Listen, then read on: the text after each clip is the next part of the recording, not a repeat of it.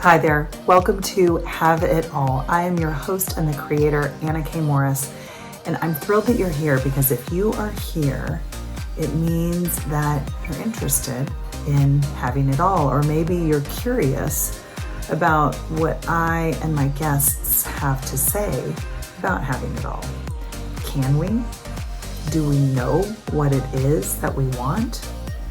And once we get it, are we wise enough to know that we have it? And are we worthy enough to hold on to it? That's what we'll be exploring on the podcast. I'm so happy you're here, and let's get started. Hi there, Anna K. Morris here with a quick coaching video for you specifically about journaling. If you have ever journaled before, you've probably had the experience of like, what do I write? So I wanted to give you my favorite 3 things to get your journaling practice off the ground. And I should tell you that I am starting a Journal Your Guts Out course next week. So it's June 24th. Is that the right date? Yeah, June 24th. We'll get started. So if you want to learn how to journal, to truly revolutionize your life, to have you feel more space, more peace, more ease, more like you, then I invite you to go to my website, annakmorris.com, and click on the top banner to Journal Your Guts Out. You can find out all the details there. It's a 6-week course. You get it for ever. Sorry, my dog is moving everything around. He's bumping the desk that's moving the camera. But anyway, you will get live calls with me forever, because once you're in the Journal Your Guts Out community, you're in it forever. And so you can always pop into my office hours. And right now they are Tuesdays at noon, and then you'll get the recordings if you miss them. If you have questions for me, you can always have access to me. So it's an amazing opportunity to get the journaling support that you need. But without further ado, let's talk about what the 3 ways to discover yourself more freely on the pages. What are my 3 main tips? Okay, so the first one is you listen to your body, okay? So if you're not sure what to write, start writing about how your body is feeling. You could talk about how you don't have much energy, or you have so much energy. I wish I don't right now. So I'd be writing about how I don't have much energy. You could write about I'll just use myself as an example. Like my hair started falling out when everything was going on with my dad. If you've listened to my podcast, then go and if you haven't listened to the 3-part series about what I just went through in becoming a caregiver to my father with Alzheimer's, I recommend that. But one of the things that happened out of that is that my hair started falling out. So when you take a look at what is going on in your body, then one of my recommendations, if you're watching the video, you can see this right now. It's called You Can Heal Your Life by Louise Hay.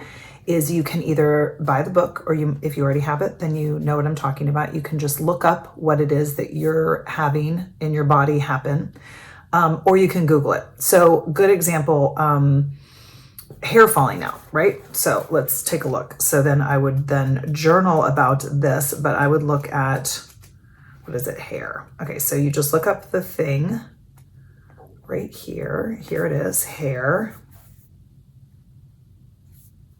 Oh, it says gray hair. No, that's not it. Hair loss. Oh, I shouldn't have used this one, maybe. No. Okay. So I can't remember where it is,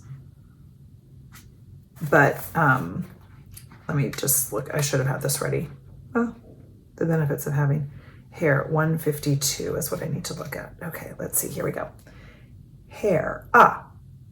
Baldness. Okay, that's what we're going with. That's what it's called, baldness. Okay, so the genesis is fear, tension, trying to control everything, not trusting the process of life.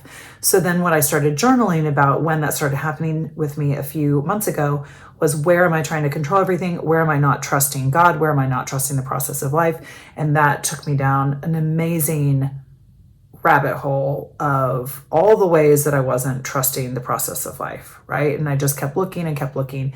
And so it was my physical body that informed my journaling practice. So that's number one. So you can use this for anything, okay? You can Google it, or you can buy the book, You Can Heal Your Life by Louise Hay. You can see here, it gives what's going on, like back problems, and then lower, middle, upper back, and then what you are probably saying to yourself, and then an affirmation that you can say instead. So I love that to inform my journaling, especially if you are new to journaling. That's a great place, an easy entry to start getting to the real meat of journaling. Okay. The next one, which is super easy, is complaining. Complaining is a great place to start in your journal. Journaling for a lot of, much of my experience with journaling feels like complaining all the time sometimes, but you want to get a little bit more specific with the complaint. You want to look for the constant, consistent, persistent, the stranglehold complaint that you have. So let's say you start complaining about your significant other. Then you would want to take a look at, like, what are the complaints? I can't count on him, or he's lazy, or whatever it is. Just keep going. And then you want to look and see, do I see that anywhere else in my life? And so then you might say, well, actually, I feel that way about my kids too, and I feel that way about my coworkers, and I feel that way about my parents, and so on and so on, right? It's probably not in one area, it's in all the areas.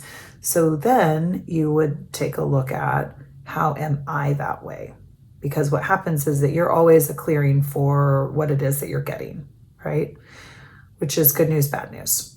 So if you are complaining about something on another person, it's always because that is a complaint within yourself about yourself. So that's where the journaling, your guts out, really begins. And then the third, and this was literally the whole point of the podcast, was to tell you the third way that I just thought of that's so helpful. And I've lost my train of thought. Maybe it will come back. Maybe it won't. Doesn't feel like it is. But there's a third one as well to start journaling about. Oh, I know, dream journaling. So the third one, and this will happen, the more you journal, the more you will start to remember your dreams. That may sound weird. I promise you, after 18 years of doing this, it is correct.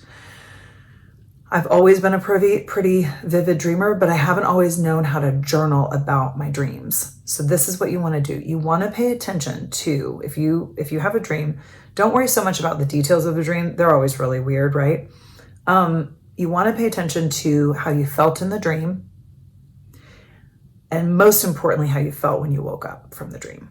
Okay, so last night I had a dream and I could not figure out what I was supposed to be doing, or where I was supposed to go, or when I was supposed to go.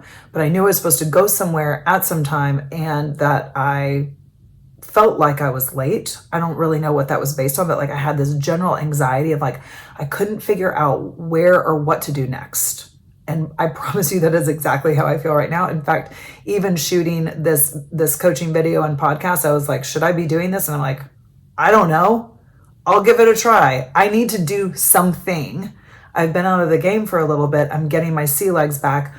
This is my favorite place to be. So I'll start there, right? The other feeling that I had when I woke up, because at the end of my dream, I was trying to get people to take a picture together, like a selfie picture. And I remember like holding a girl's head up. She was like laying her head on the ground. I was like holding her head up, trying to get her to be in the selfie with me and a bunch of other people. And I woke up with this feeling of like, no one will do what I want them to do. No one will do what I want them to do. So guess what I wrote in my journal? No one will do what I want them to do. Okay, go, Anna. Who are those people? What are they not doing? Where is that showing up in your life? Where are you being that way?